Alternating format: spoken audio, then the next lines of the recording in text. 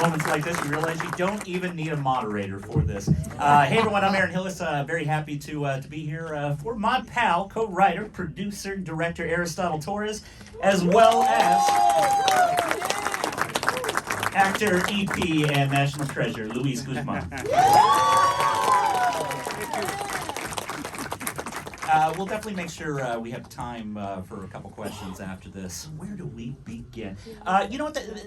The movie's a coming of age about a creative, somewhat. So let's talk about you. Let's talk about young Aristotle Torres. You know, you worked in music videos and short films. Can you talk a little bit about how you got into filmmaking and what led you to your first feature based upon a short? Yeah, thank you. Well, first, thank y'all all for being here. This is a surreal experience, so it means so much to share this moment with y'all. Yeah, I started off, I managed this rapper named J. Cole and just like shot a bunch of videos for him. I didn't really know what I was doing. I was just like helping my friend make cool videos so I could pitch him to Jay-Z, and he got signed and became like the biggest thing. And then other artists that I knew were like, oh, shoot my videos too. So I kind of cut my teeth just learning, you know, just making mistakes like as we all do. And yeah, and then, you know, I shot a bunch of videos and commercials, and then around 30, which was 10 years ago, I was like, man, I really want to own my IP. I want to start owning my ideas. And I was like, you know, what do I want to do in 20 years? And it was making movies. And I bought 5 screenwriting books and kind of put myself through film school. And then this story struck me, and now I'm here with y'all now. So IP, we're gonna make this a franchise, right? How are we gonna write? Oh my God, you were my agent. This? You were my agent. I died, so. I love that credit at the very end, crediting the Bronx for the storytelling here. Oh. And I know it wasn't the easiest for you to be able to shoot this on location in the Bronx. Let's talk about the Bronx for a little bit. Curiously, who here is from the Bronx? Anybody? Yep. So you know this applies to Luis as well. Can you talk about why you wanted to make a story where this is you know, hate to use the cliche of the city as a character, but this is truly like a big part of the storytelling. That there are lots of coming of age stories. There are lots of people who are struggling, lots of people who are have emotional complications with where they're living. But why this story and why the Bronx for your feature debut? Yeah, thank you. I mean, I'm from the Bronx. I grew up on Story Avenue, and I'll keep it really short. But how this all came about was I made this short in 2018. I really had no desire to make it a feature. I wanted to make it a play. It's a life dream of mine to make Broadway more accessible to inner city youth, but not only like getting them in the building, but making sure they feel comfortable once they're in it. And that's really where my heart was. And through the grace of a higher power, Sundance found my short and reached out to me and was like, our labs, like they're pitching me their labs, like it's not the Sundance labs. And they're like, look, our labs closed, our application process closed, but if you could get us a draft in 2 weeks, we'll consider it. And at the time I was shooting the biggest commercial of my life. It was the first Starbucks commercial ever. It was a $2 million campaign. And I just remember like crying, like, man, I can't write a script in 2 weeks. Being in Sundance would be my dream. And like, I'm making commercials, and like, that's not really what I want to do. So I had to email Sundance back and be like, look, I can't write a script in 2 weeks, but I'll work really hard to get you a script on the first day next year. And thankfully, Sundance believed in me and this story more than I even did. And they were like, we'll fast track you to the final round, which will give you 5 weeks, but your first draft will be up against everyone's 4th draft. So you probably won't get in, but if you want to take the challenge, here's the code. And I quit that Starbucks job, gave them back $250,000, which I could use that money right now, and started writing the script. So there's a very long-winded way of saying, Thelma Shoemaker, who cuts all the Scorsese's films, says like your first film should really be about something you know instinctually, because it's natural in that first film to get lost. It's going to happen, and you want to be able to rely on things you really know. So for me, I understand this neighborhood. I understand what it smells like, what it tastes like, what it feels like. And I knew that, and then I just felt privileged and honored to be able to write about the community that made me. A community that in the media is portrayed negatively, but people forget. Robert De Niro's from there, Ralph Lauren, Michael deGrasse Tyson. I mean, some of the most influential iconoclasts in history are from the Bronx, Edgar Allan Poe. And I was like, I felt so honored to represent that, and that's what kept me going. So, Luis, you've mentioned in interviews that you really connected with the script, that you not only connected with it, but you recognized that Bronx. Could you talk a little bit about some of the details before this was even a production you were part of why you wanted to get involved in this scrappy feature debut film? It took 18 months for us to connect. Hello. Okay. Yes. It took 18 months for us to connect. The script was sent to my agent and my manager. They never sent me the script. I didn't know about it. They didn't have money, all the politics. So, jump ahead to 18 months later, our friend, Ruben Rivera, called me up saying, yo, there's this kid named Aristotle trying to get in touch with you. He had the script. Boom, boom, boom. So I said, okay, give him my info, my email. He emailed me the script. I read the script in one sitting. I called my guys. I said, I'm doing this movie. I loved it. It was something very near and dear to my heart, something that I kind of grew up with, something that I know a lot of my friends experience in their life. I grew up always helping my community, and this was about a guy, man, that, like I say, he took on this kid, and that resonated with me. The story resonated with me. I didn't know who he was. I didn't know, if he ever done a film. With me, it was about the story. It was about this beautiful story that had a pure heart to it. It was a story that I haven't seen before, I haven't heard before, and it's like, when I spoke to him, I said, bro, nobody has ever written something for me like this. And this is why I want to do this. So that's how they came about. Going a little further with that, could you talk about, was there anything that just really like stuck in your craw, like something that was like, I can't wait to see this part of this visualized, whether it's this scene, this character? Was there anything that you were really thinking about in that proto? Really, it was the whole story. It wasn't just one thing, because, from beginning to end, and you just see the kind of the human and spiritual evolution of two people, and what I really loved about this movie, this wasn't about like, oh, somebody, 10 people got shot, because it's the Bronx. You know what I'm saying? It was like 30 of us going to jail. Out. 30 of us going to jail. It was just something that was so freaking grounded, something that I could relate to, something that I breathed, something that I felt, like stuff that I went through in my own personal life. And that was the beauty of this, and so, like I said, listen, man, when we did this movie, we didn't have that much money to do this movie. I didn't have a trailer. I didn't even have a room. I mean, I had a room, but I would change in front of everybody. Because it was the labor of the love of this project. That's what makes it. I worked on $100 million movies, but this had my heart. It stole my heart. It's like when you meet a girl or a guy. It stole my heart.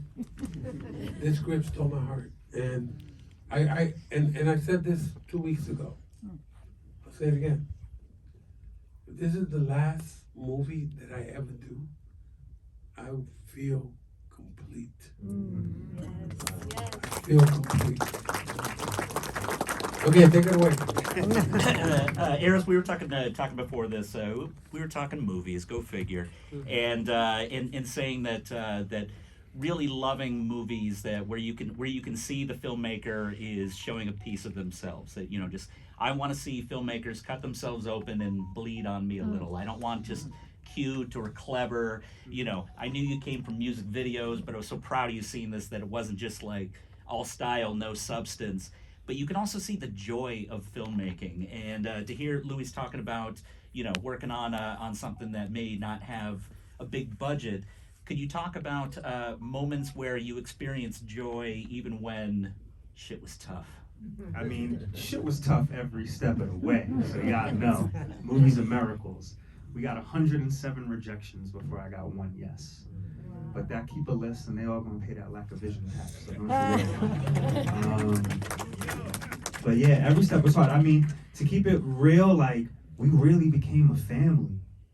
Like Asante called me this morning at 8:30 a.m. He's in LA. Like, dude, we have a movie out. Like, that's my Theo. I just spent a week with him in Puerto Rico with his family. Like, we're really a family now, and I think it's because we went through that grind. Like, to me, I look at making movies as like a war, like, because it really is. Like, every day you're just overcoming obstacles. There's never a day where everything goes as planned, and if it did, your movie's not good.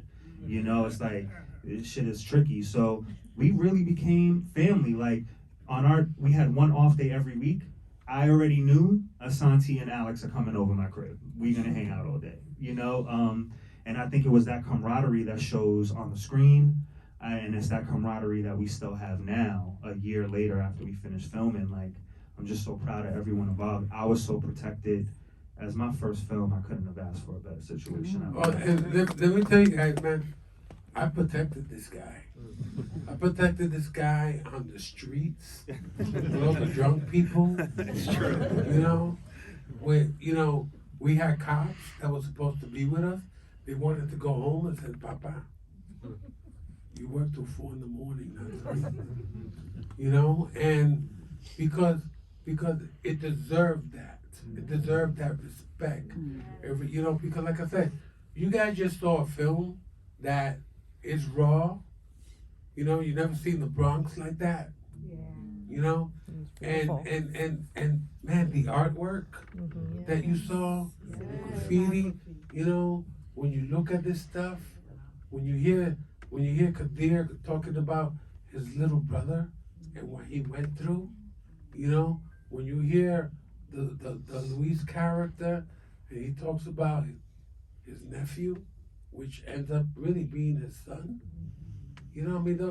These are things that, like I said, I mean, to me they are real.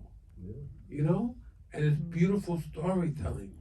And this is our love letter, like you say. It is. This is our love letter to the Bronx and to the people of the Bronx. But for that matter, it could be the people of the Lower East Side, the people of South Philly, the people, in Humboldt Park in Chicago, because this story resonates in our communities. Louis mentioned the artwork within the film. I was wondering if you could talk a little bit about the actual artists who created, both the graffiti bombing and the illustrative work. Yeah, sure. So I was really fortunate enough to work with 2 graffiti artists. One is named Dread, the other one is named 2SA. 2SA is an actual prophet within the graffiti community. Like, this is very much his story as well. And they were so instrumental in like the script phase when I was just getting the dialogue and the lingo right, and devil, prophet, like just understanding that as someone who wasn't actually entrenched in the culture but always respected it. And I got to interview over 25 graffiti artists, and it was through their relationships. And then the artist who did all of Kadir's work is an artist by the name of Hera Koop from Germany, who is just like phenomenally talented, has traditional graph approach, but has like this fine art mixed to it. And I felt like that was so poignant for just where Kadir was in his life, of like, he has this thing inside of him that's greater than what he can see in front of him, but he doesn't know where to begin. And I don't know about y'all, but man, that's relatable. You know what I'm saying? So yeah, I was really blessed to work with just phenomenal artists. I could feel the energy in the room. I want to throw some questions to you now. Does anyone have a question for? Yeah, right here in the aisle. Did you cast the film with mainly actors from New York and the Bronx? Questions about casting mostly New York, Bronx actors? Yeah, I think like our main build cast, there was no parameter because I just wanted the best actor as possible. But I am an advocate of free real estate, is how I like to describe it. Of like, I want you to bring a certain amount of the character to the table without me having to direct you. But what we did do is all of our background, all of our local talent, like all of our sub characters were all from the Bronx or from New York. And it was important, like we got all our catering from the Bronx. Like as much as it felt like I was really just fighting for authenticity, you know, so any opportunity to apply another layer of authenticity, like I was gonna fight for that. I mean, that's not for nothing, but the rats were from the Oh, Bronx. Oh man. Fair. That's fair. Yes. Yes. Did you have an alternate ending? Was there an alternate ending? No. There was a time in life where Ryan Johnson was gonna be helpful with this movie, and he was the one who gave me the note to write an essay at the end. So I'm very appreciative of that feedback. Yeah, I mean, the only alternative ending that I had was that Louis hit the lotto, but that would have changed. That would have changed the whole filming. We shot it though. Yeah. We shot it. Yeah. Way in the back. Hello, Mr. Torres. Hello, Mr. Guzman. It's such a pleasure to meet you two. My name is Malcolm. I'm an actor, also from the Bronx. So to see a film like this and to see the poetry that you brought back to the Bronx, I mean, it's just unreal. So thank you. I can't even thank you enough for that. But my question is, you know, like with acting, the Bronx for me is something that's been keeping me through the industry, and like I'm starting to build my way into it. But I want to know, when you were making this film, what was it like to capture that like nature of the Bronx with like so many like concrete buildings and seeing like the sun in different like nighttime shots on the train? You know, I was just hoping you could spit some game about what was it like for you to put the Bronx and to really put your vision onto it. Anything of that. Yeah, thank you. Thank you for your amplification too. Yeah, appreciate that, Malcolm. Yeah, I mean, you know, as someone who comes from the Bronx and who wants to do everything in my power to circumvent the negative stereotypes of the place that raised me, you know, I felt like the Bronx deserved that respect because that's how I viewed it, you know, and we're viewing this movie through Kadir's eyes, and he's an artist himself, so he's gonna look at the Bronx through an artistic lens. And you know, with my DP Eric Bronco, we just fought really hard to protect that integrity. You know, yeah, like I remember one scene we shot, somebody like put like garbage just like floating in the background, and Eric was like, no, like why? Why does the Bronx have to have garbage on the ground? Like it's just little things like that that like I was so protected creatively. Like he said, you know, like I just had people that were always like, nah, that's not what your vision was. But it was just important to me to showcase the place that made me who I am, and I consider myself sophisticated. I wanted to shoot that place like that. What about Easter eggs? Is there anything that people from the Bronx would absolutely recognize that you put in just for them? I mean, Garida restaurant is like our in and out. You know what I mean? Like that's our Cuban sandwiches. Moreno Soñandos, like, you know, so it's just like little, you know, I think every frame has a little something. And if you're from the community, I made it for you and it's for you, and it's in there. Dig it.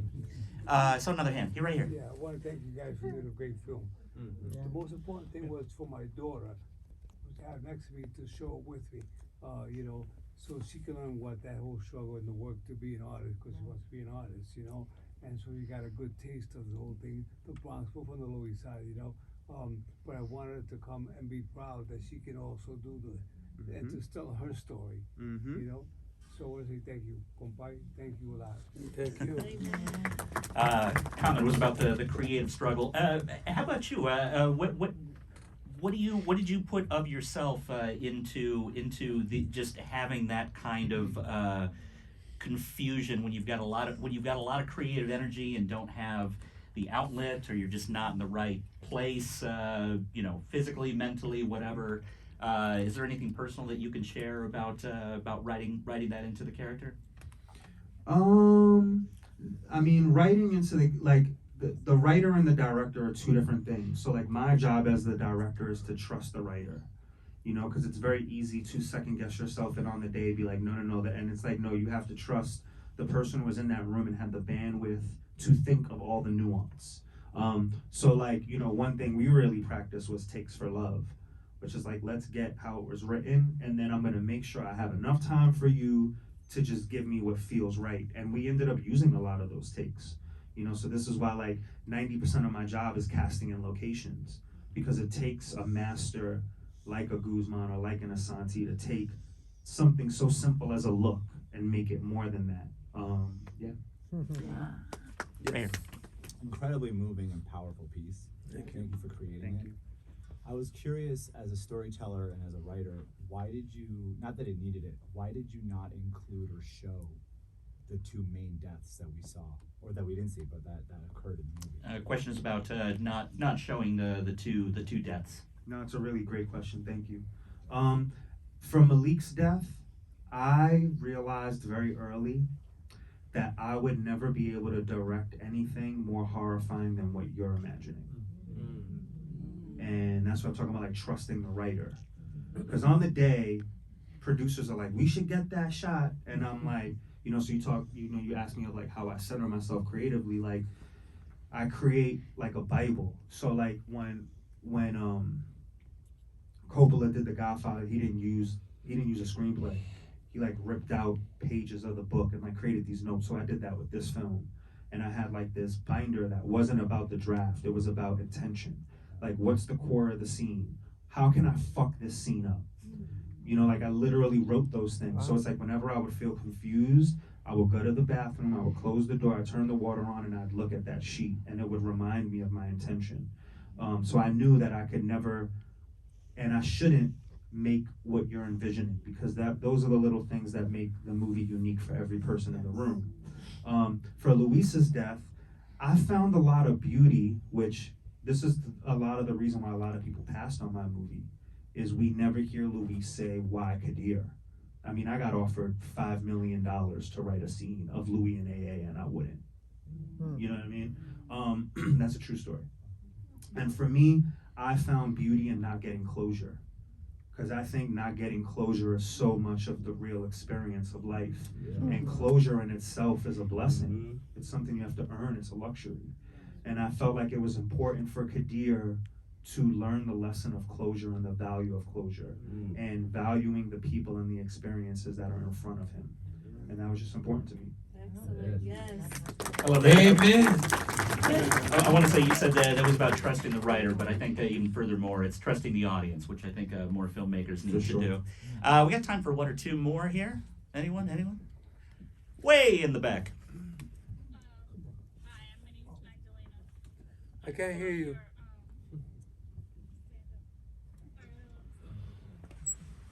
I was at, Wait, is that a Knicks t-shirt? Yeah. I see you. I'm friends with Bonsu. I saw your table read many years ago, so Bless. kudos to you. Two questions. The floating in the beginning, the very beginning, was why did you choose that? And as a production manager, the subway scenes, was that renegade, or did you have permission from someone? Did you have your permits, young man? I plead the fifth. Fair. Yeah, great questions. Thank you, and it's so nice to see you again. And you were at the table read so many years ago. That's so cool. It started with the floating. The floating just, I never wanted to like copy Spike. That wasn't like what I wanted to do. What I wanted to do was, like I said, we're seeing this movie in Kadir's perspective. So we don't even know what really happened. This is just how he perceives it. And I felt like it was cool to introduce a character who felt like he was being blamed for something by the people who loved him the most. And who knows if those people were like, it's his fault, is he guilty? That's just how he perceived it. And I just challenged myself to think of a somewhat creative way to show paranoia, and that just felt like that to me. And then for the subway, the only thing we played by the rules with is anything with the gun. So it's so funny because when I shot the short, that in the short you'll notice like we had a real gun because I paid a detective to like be with us, and I hated the prop gun, so we ended up using the real gun. And I'm getting the wide across the platform, and the cops show up, and like I'm in handcuffs, and you can see me in handcuffs in the background while we're shooting the scene. And I remember going into the feature, I was like, oh, I just hope I have more than 20 minutes to shoot this robbery on the platform with all this money. You know, it went from a $10,000 short to a 1.5 feature. And then we only had 20 minutes to shoot the robbery on the platform.